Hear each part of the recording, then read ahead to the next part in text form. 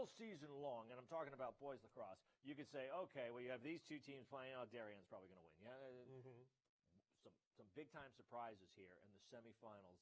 Some great games and a bit of a stunner. A bit of a stunner. A stunner occurred a year ago in the state championship game. Between two FCIAC teams. Between two FCIAC schools. The conference did not wait for the state tournament to come up with a blue wave stunner, or maybe a Warrior stunner. How about the semifinal? The how do you do's, the pleased to meet you's, Darien against Wilton. And here we go. The fourth-seeded Warriors playing defense.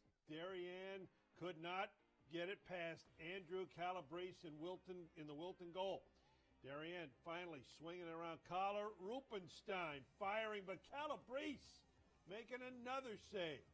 Scoreless after the first goal. That's right, scoreless for Darien and Wilton. But not for long. Tommy Hellman giving the blue wave in the second quarter the first goal. A big one right there. Darien's got the lead at 1-0, and you might think Darien would start to pull away. Then you would be wrong if you thought that. John Kaufman on the isolation. On the dodge. Ooh, sweet move. Top corner. And a 1-1 game going to the break. And Wilton, playing with a ton of confidence, takes that confidence into the second half. And there it is. Your stunner. Wilton over Darien, 4-3. The Blue Wave lose. They're out of the FCIAC tournament. They won't play until the States. So the other game, both of these games being played at Brian McMahon High School, the other game between New Canaan and Ridgefield, it comes down to one play, as it turns out. Covering this for us is one of our interns out of Syracuse University. He's a high school grad. In fact, he was one of our high school interns last year. And you had some serious action over there at Brian McMahon High School for these FCIAC semifinal boys lacrosse games, Tyler. Yeah, no, it was an insane day in the FCIAC. First game we had Ridgefield and New Canaan, the 2-seeded Tigers versus the 3-seeded Rams, and then the second game was that Wilton-Darien shocker that we saw before. First matchup of the season between these two squads, and let's jump ahead to the fourth quarter. Ridgefield is down 9-6 at this point, but they start to make their comeback.